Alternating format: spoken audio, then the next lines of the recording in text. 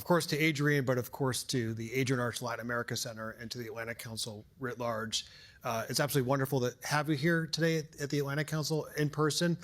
We were speaking beforehand that the first event that Minister Chapman did was with the Atlantic Council was a few weeks before being named minister, when we did a election readout after President Molino's victory, and you joined us in your private sector role at the time. And so this is you've been to our old headquarters. This is your first time at our new headquarters. So it's wonderful to have you.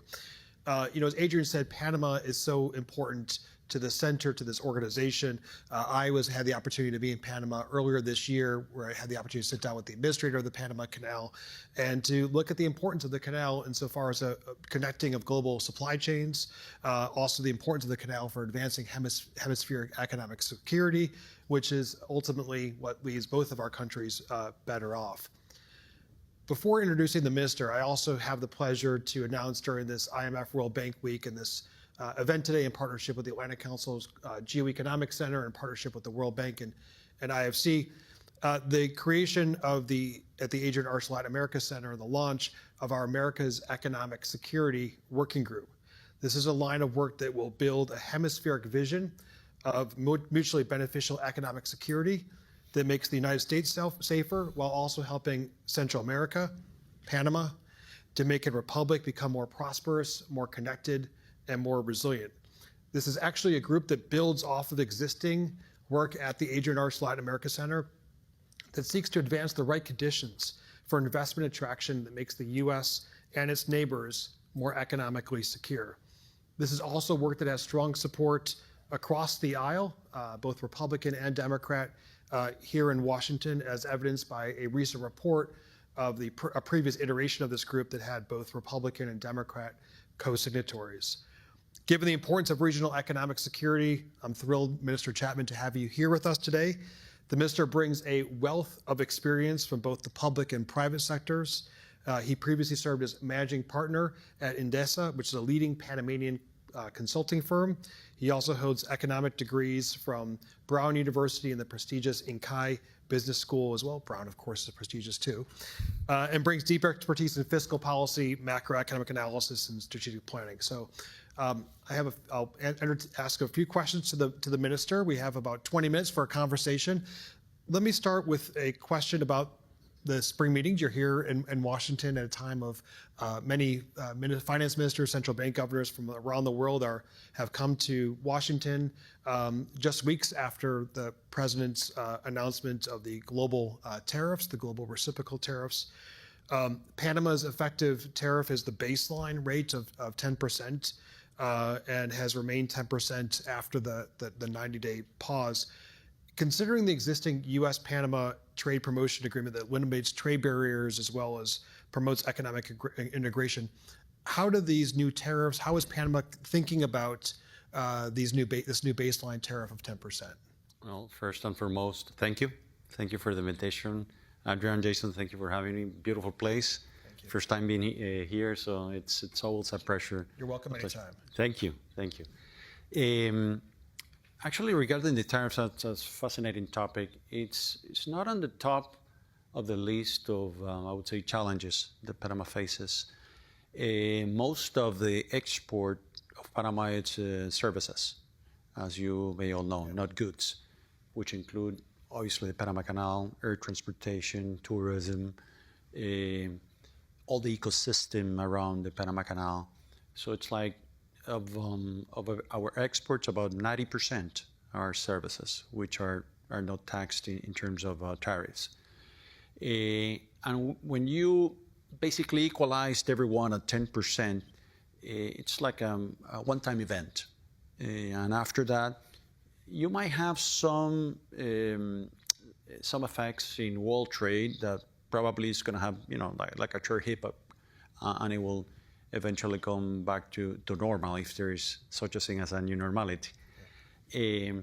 So in that sense, it might actually be an opportunity for Panama, since other countries can see Panama as a base to export or re-export and add some value to certain products, and the proximity to the U.S. Geographical position is obviously our a very important asset and a competitive edge. And the closeness physically to geographical closeness to the U.S., it's also a great advantage in terms of sea connectivity, air connectivity. So it's actually, we see it as an opportunity. Air connectivity, I know there's more connection points across the region from Panama than there even is from Miami, speaking about the connectivity of the Miami country. used to be the place, not anymore. Not anymore. In addition to tariffs, of course, there's been a lot of attention to Panama from the president before assuming office and after, and once assuming office. Focus on the canal, of course, and the importance of the canal for broader security and broader economic security.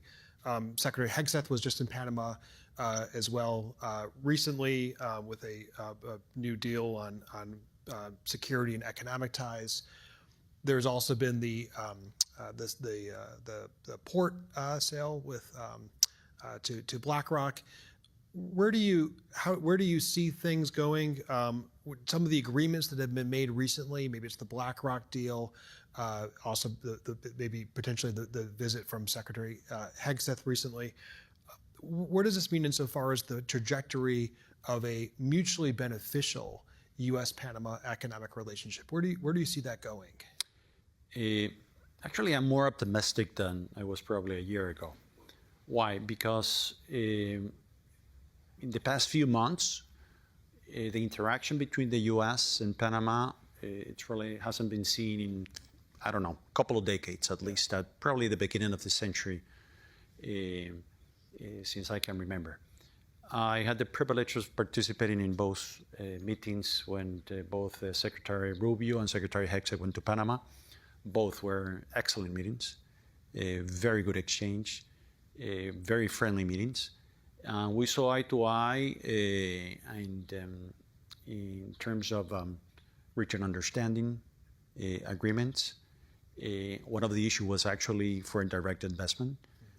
And one of myself was obviously my background and actually my short experience as a public employee. Most of my 35 years has been in the private sector. But taking that into consideration, I told him, one of the things I told Secretary Hegseth was the last meeting is it's an opportunity for both to put Panama on the map, which has been an opportunity. There's, as I say, you might see a crisis and other people might see opportunities, or the glass is half full and not half empty. It's an opportunity to put Panama on the map and to attract more foreign direct investments. Still, the U.S. is still the #1 investor. Colombia has been creeping up in the past 2 decades, investing in all sectors, finance, commerce, trade, industry. But still, the U.S. is the largest, and we're eager and very interested in bringing more investment into the country.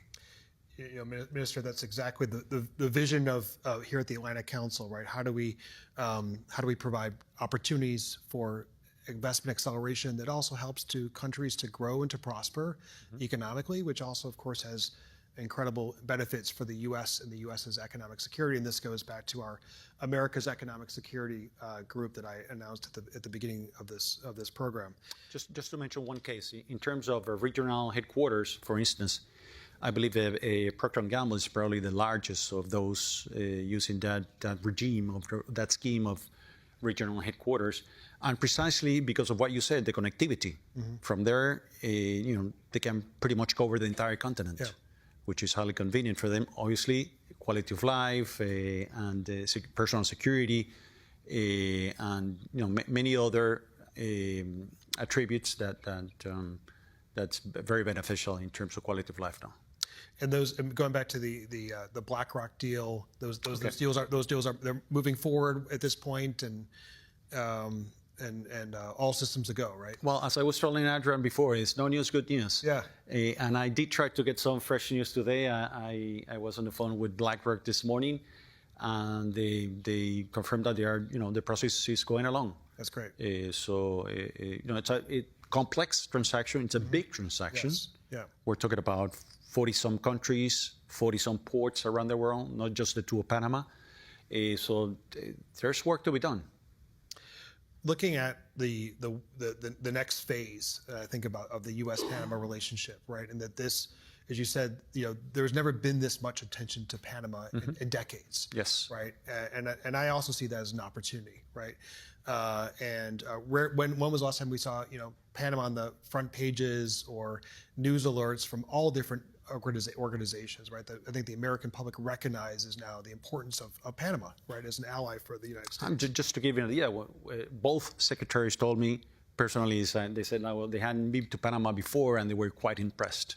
And they only went to Panama City. So they just saw, a very small part of what Panama has to offer. Going back to what Panama has to offer, what do you see insofar as kind of the next phase of this relationship with the U.S., with Panama, insofar as creating a common economic security strategy, right? A common agenda that that serves U.S. interests, serves America First foreign policy interests, as well as serves Panama's interests. What is that relationship? What is that economic relationship? I would put side by side America First and Panama First. Yeah.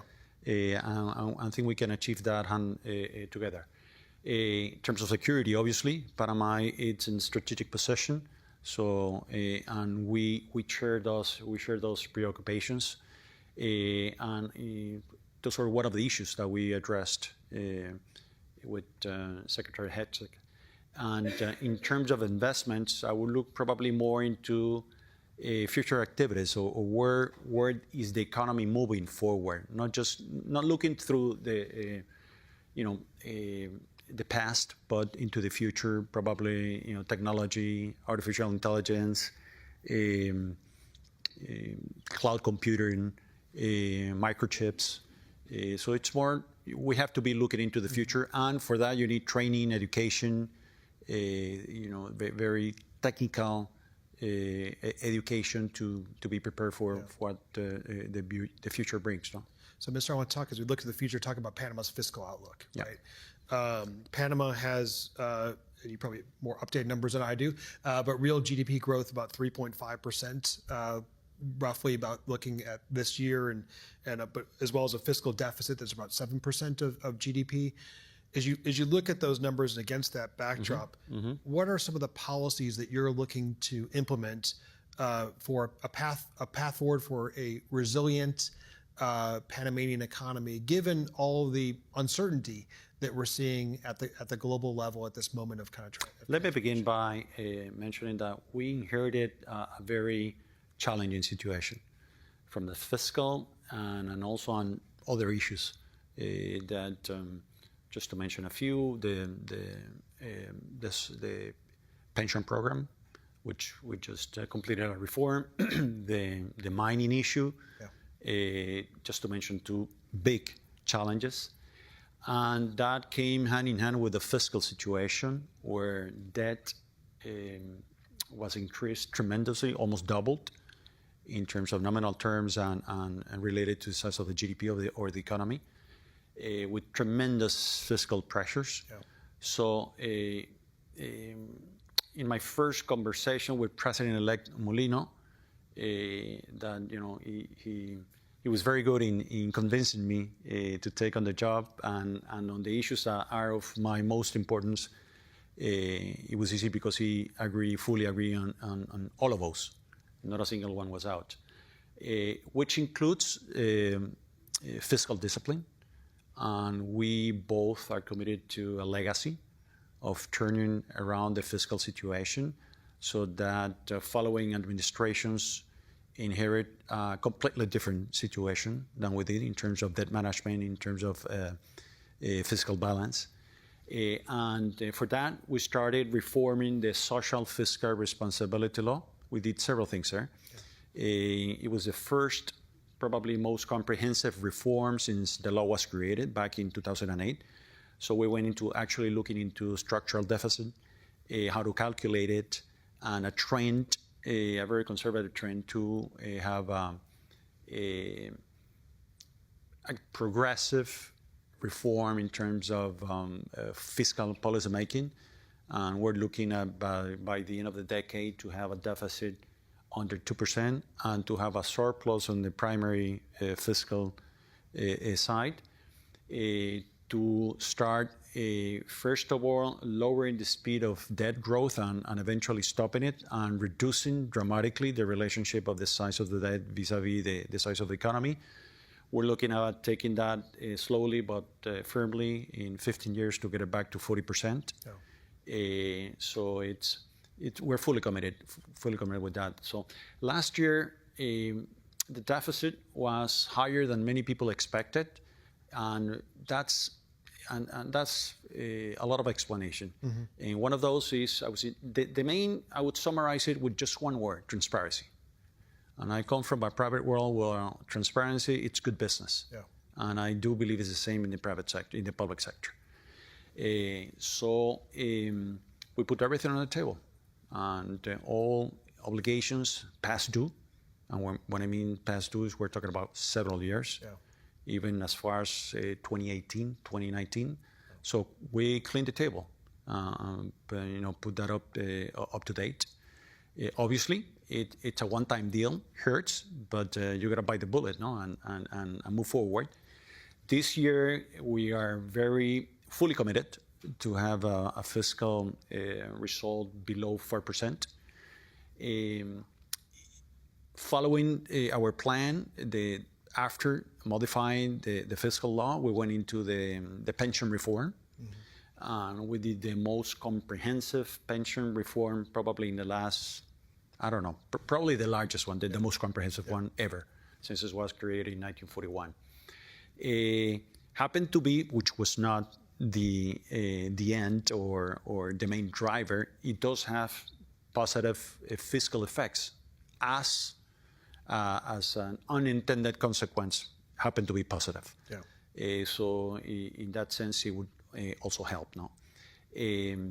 Right after, as President Mulino promised, and we supported him, is right after the pension reform, we were going to be addressing the mine issue. And actually, he announced that the following day, and a couple of days later, the First Quantum, I have to recognize this, and they dropped the arbitrations that they have. And the other arbitrations are pretty much following the same path. Yeah. And that was so important because even though it's one sector, it shows the importance of rule of law, kind of for the government writ large across the economy, right? You said a magic word. Both the president and myself come from that world, and we are true believers and defenders of the rule of law. Yeah.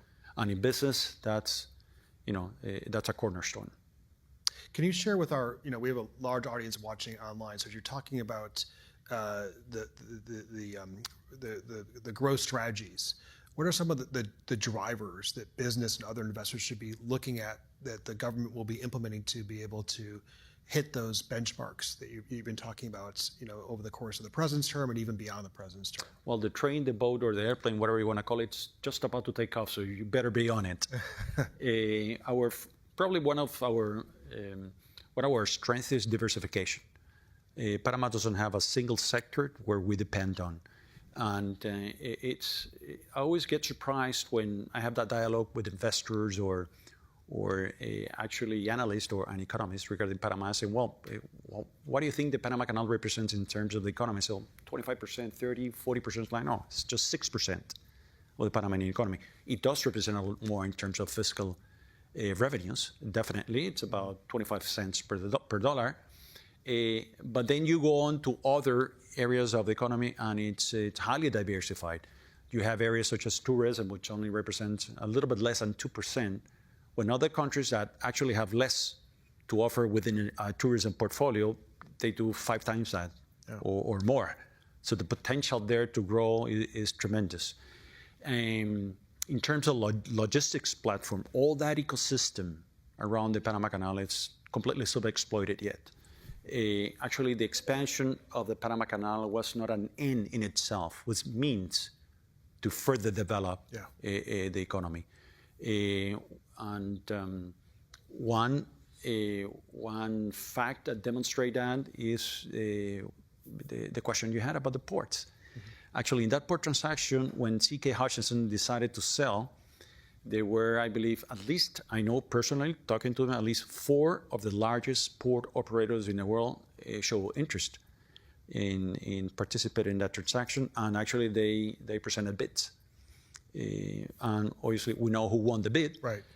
And right after the bid, not right after, but a couple of days or weeks right after the transaction was announced, Maersk, which is the second largest user of the Panama Canal after MSC, of Mediterranean Shipping Company, announced the acquisition of the Panama Canal Railroad.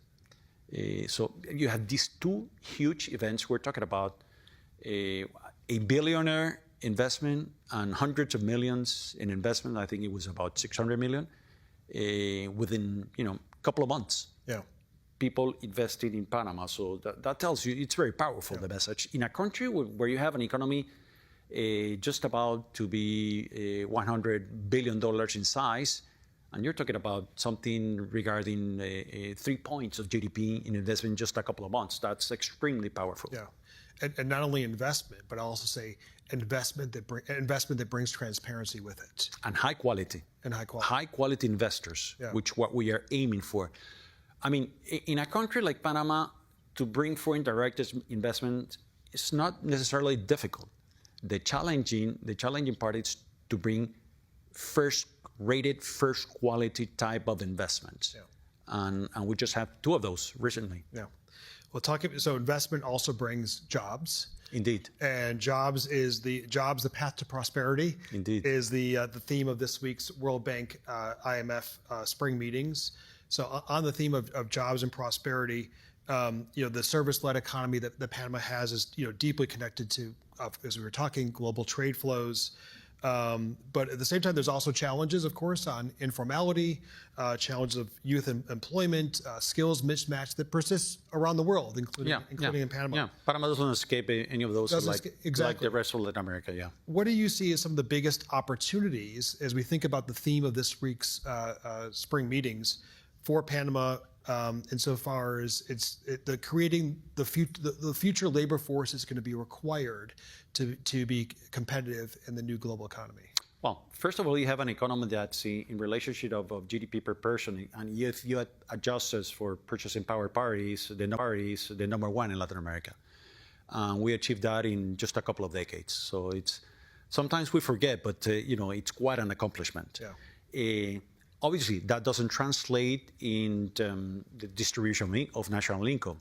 And that's a challenge, but yet an opportunity.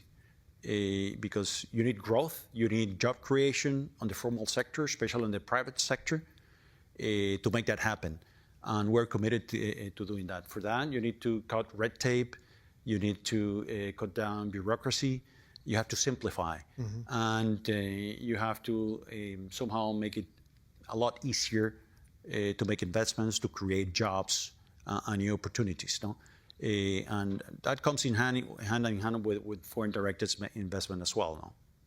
Now, Minister, we have about 2 minutes left here, so I just want to give you an opportunity for any kind of final thoughts or comments that you want to share with those in the room, those watching us online at this, I think, really critical week for the IMF World Bank meetings at a time of such important global economic transition. What's your message about Panama and Panama's role in this economic transformation? Talking about role, I decided to accept this role because I'm a true believer in the future of Panama. Otherwise, if I did not, I would be doing other things. Mm-hmm. As I said, my first time as a public employee. I come from the private sector. Thank God I've done quite well, and I'm grateful for that. So being a true believer in the future of Panama, I invite you to take it seriously, look at it from both, if you are in the part of your life where you're looking for investment opportunities, look at Panama. There are plenty of opportunities. If you are looking for leisure, it's a hidden gem. Mm-hmm. It's a hidden gem, people, and actually all the tourism that you see in Panama, it's organic. We're not out there selling all the beauties of Panama. And when you meet people that go organically to Panama, we just met a couple of it's high-level Italians that were tourists in Panama for 2 weeks. It's how did it go? It's like, well, we need probably a month or more to actually get to know more this tiny, beautiful country. It's an absolutely beautiful country. Adrian and I had the opportunity in November to spend some time outside of the capital as well, and absolutely incredible, right? When you get beyond some of the larger urban areas, all that the country has to Glad to hear that. I want to again thank Adrian for joining us and Thank you. opening this conversation. Who has such great commitment to Panama, and to you, Mr. Chapman. And I think the relationship of the Atlantic Council with you personally, as I mentioned, even before assuming the role of minister, but also with the Panamanian government writ large. We've hosted a number of your colleagues here at the Atlantic Council or in Panama as well. We see this as an incredible opportunity. We haven't seen Panama as prominent in the U.S. and in the international scene as it is right now, and that's an opportunity that can't be wasted. Totally. And I know that you and your government are focused on making sure that opportunity. Remember, I come from a world where I'm totally focused on results. So. Yeah. Well, please join me in thanking the minister for joining us this afternoon. Thank you.